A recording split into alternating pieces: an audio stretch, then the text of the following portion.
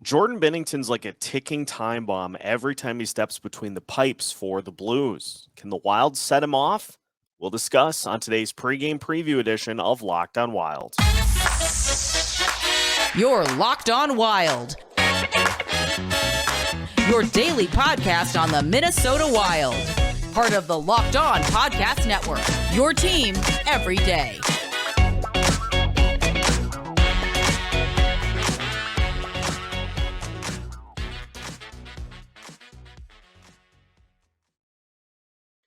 What's happening, everybody? Welcome to another episode of Locked on Wild, your daily Minnesota Wild podcast, part of the Locked on Sports Podcast Network, your team every day. Thank you, as always, for making Locked on Wild your first listen each and every day. Just a reminder, you can find Locked on Wild on all of your favorite podcast platforms, absolutely free of charge. On today's pregame preview edition of Locked on Wild, we will preview tonight's game against St. Louis, talking about Jordan Binnington and his lack of saves recently and what the Wild need to do to come away with a win.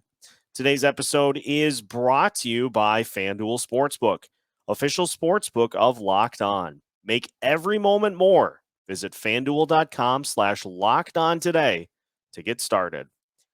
My name is Seth Topal, your daily Minnesota Wild insider, and the Blues are on tap tonight as the Wild finish off a mini 3-game road trip. An interesting week for Minnesota, too, because you had the game against Arizona on Sunday, a game in which the Wild, I think, probably frustrated that one slipped away, but not for the reason that many of the games recently have been decided. It was a game that the Wild did get 4 goals and just could not get the goaltending to come away with the win. They had a 4-2 lead, and Arizona just kept chipping away. And a lot has happened since. So the Wild play tonight, then they're off again until Saturday and Sunday.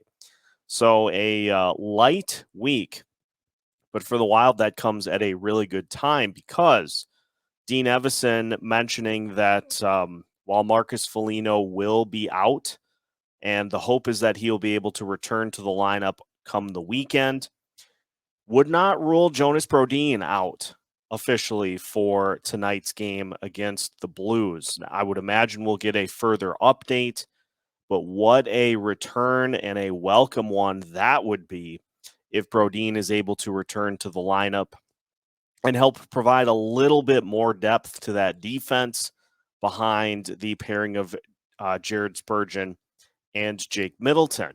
You put him in as that second line pairing with maybe Matt Dumba, or maybe you roll the dice and you have John Klingberg in that pairing.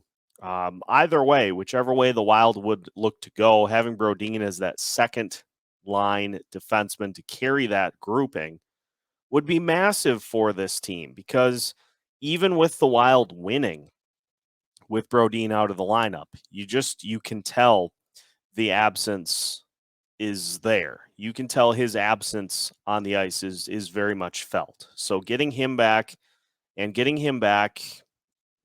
pretty close to fully healthy would be great for this team, as the teams in front of them and the teams directly behind them continue to hover right around 500.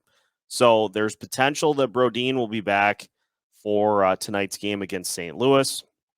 With Marcus Foligno not playing tonight, it sounds like Sammy Walker will play in Sam Steele's spot on the top line, and then Sam Steele will be moved down to the third line to take Foligno's spot.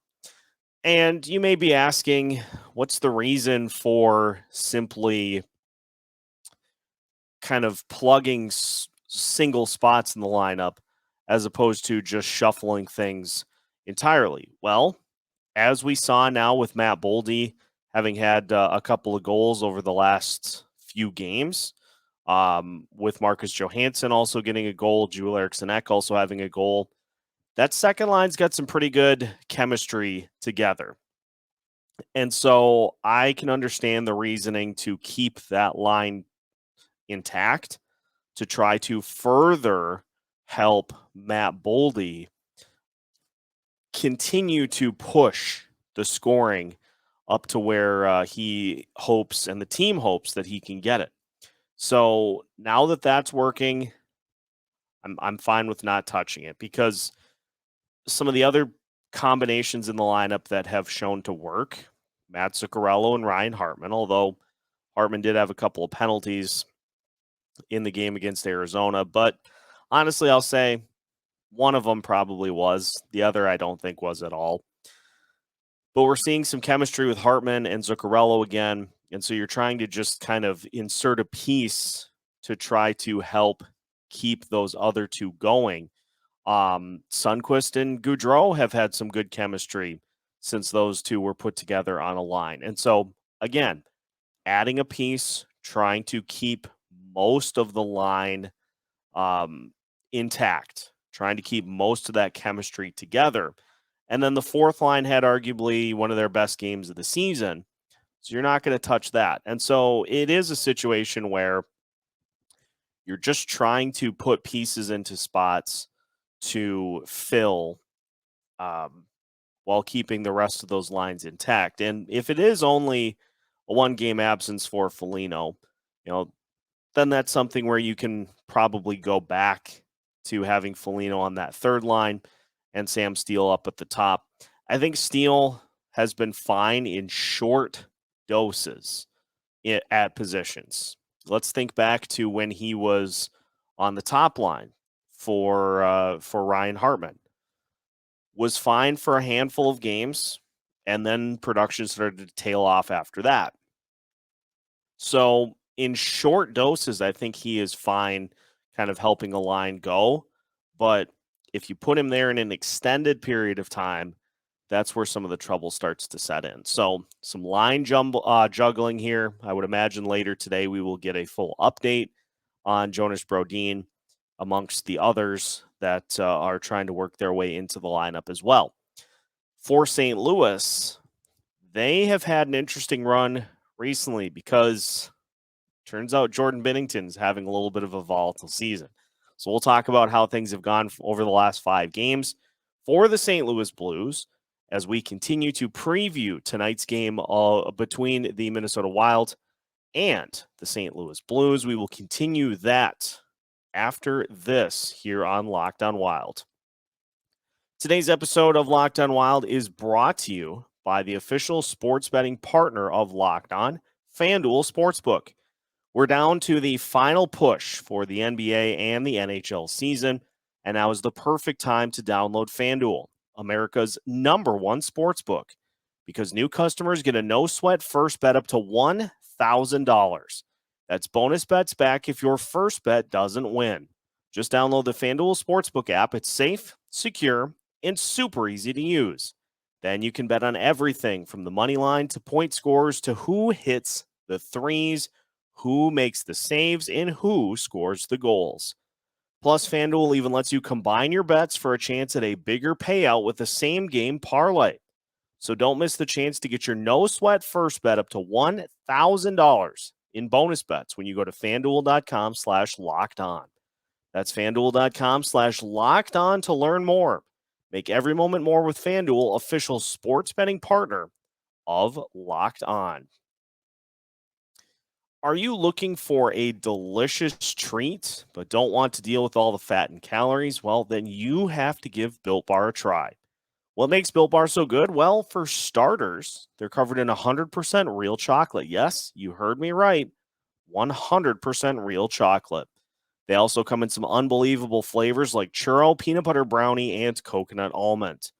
I don't know how Built Bar continues to do it, but these bars are amazingly healthy. Only 130 calories each, plus 4 grams of sugar and a whopping 17 grams of protein. Best of all, you no longer need to wait for Built Bar to arrive on your doorstep. You can swing over to your local Walmart or Sam's Club to pick up a box today. If you don't have a Walmart or Sam's Club nearby, you can always head to Built.com, order yourself an amazing box of Built Bars, and then anxiously await them to arrive at your door. Whichever way you choose, make sure you choose Built Bar today. Continuing today's pregame preview edition of Locked On Wild. Once again, thank you for making Locked On Wild your first listen each and every day. For your second listen, make sure you check out the Locked On NHL podcast. We're getting down to the stretch run, and you can stay up to date with all of the big news throughout the NHL, the biggest games, all that and more on Locked On NHL, which is available wherever you listen to your podcasts. All right, let's dive into the last 5 games for both teams. We'll start with the St. Louis Blues. We're 2-3 in their last 5 games. They've scored 16 goals, so goal scoring not as much of a problem. It's goals given up. They've given up 19 goals in their last 5 games. Power play operating at 12.5%. Penalty kill is at 78.6. By comparison, your Minnesota Wild are 3-0-2, 16 goals for, so identical number for the Wild and the Blues over the last 5 games. But the Wild have given up 10 fewer goals, just 1.8 per game. Penalty power play actually at the same percentage and just slightly better penalty kill than the Blues, currently at 80%. Although starting to take on a little bit of water, but I don't think that's any coincidence that we've seen the penalty kill be leaky, with the Wild having had a couple of games in which they took a high amount of penalties. Pretty simple. Stay out of the box. Penalty kill doesn't get overly tested. You're in good shape. And it's interesting, too, because on the Wild side of things, even though the power play didn't have a ton of success against Arizona, I think that was one of the better showings that they've had in terms of moving the puck around. You've got Joel Eriksson Ek becoming kind of that behind-the-net guy. He had a couple of instances on Vejmelka in which he tried to simply step up and jam one past. And it seemed like late in that game, the power play opportunities that the Wild had, they generated good looks. And so there is something to be said about a power play that doesn't score, but still does what it's supposed to do, gets shots on the net, and gets some good looks. Just can't score. That's one thing. But if the power play just has the inability to do really anything, well, then that's an entirely different story. And just some more kind of wrap up from that Arizona game. You look at least at the statistics, and the Coyotes had only 1.3 expected goals for. They end up scoring 5 goals. So just a kind of a rare off night for Filip Gustavsson. There were a couple of defensive breakdowns too, so it's kind of that perfect storm. But you've got a goalie starting in Marc-Andre Fleury, who has been playing real good hockey over his last 5 starts. He's got, I think, a 1.42 goals against average. And so it's just such a bonus for this team, it seems like, that when one of the goalies has an off night, you bounce back with somebody who's playing some of their best hockey of the season. And so Fleury will get a chance for a little revenge against the St. Louis Blues here in this game tonight. Jordan Binnington, on the other hand, well, his numbers are something else. In his last 4 starts, which all have come in the month of March, 1-3, a 3.78 goals against average. His save percentage is .883. It is something that Thomas Greiss has started twice here in the month of March and has infinitely better numbers, with a 2.51 goals against average, a .922 save percentage. But Binnington has allowed 15 goals in his last 4 starts. And so a goalie that loves to trash talk, he loves to mix it up, and really seems to get in his own head if things aren't going well early. So we've seen the Wild have better success at scoring early. It seems like they offensively have started to figure things out in the non-Kirill Kaprizov portion of the schedule. So it seems like the offense has started to adjust to what they need to do in order to come away with goals. Got 9 goals, and yes, I know it was against the Sharks and the Coyotes, but I'm telling you, just ask some of the teams that have had to go toe to toe with Arizona recently what that experience has been like. Colorado barely survived in overtime. They had to overcome a late deficit to tie that game and to win it in overtime. It's not the same Arizona team that it used to be. And so for the Wild to have 9 goals in those last 2 games is a positive sign. And if they can keep that rolling against a Blues team that is spiraling again, it's a good opportunity for them to get on track, and it's a good opportunity for them to take advantage of Winnipeg losing, of the Dallas Stars losing. So even with that hiccup against the Coyotes, the Wild got a point. Nobody else in the Central really did much to gain ground. Colorado still has those 2 games in hand, but even if they win both of those games, they're tied with the Wild in the standings. So they really didn't do anything themselves to make the most of those games that they had in hand. And now the Winnipeg Jets, dangerously close to falling out because Nashville suddenly has put things together. So try to figure out this Western Conference playoff picture. A couple of the teams that sold all of a sudden now fully in the chase. I don't know. It's hard to say, but it is a winnable game tonight for the Wild, and I look for Matt Boldy to continue the role that he's been on, and so we'll see how things play out here tonight, and we will have you covered after the game with our usual Locked On Wild postcast. So make sure you tune in for that here this evening as we keep you up to date with all things Minnesota Wild as part of our Locked On Wild content. You can find full episodes all week long on all of your favorite podcast platforms and on YouTube.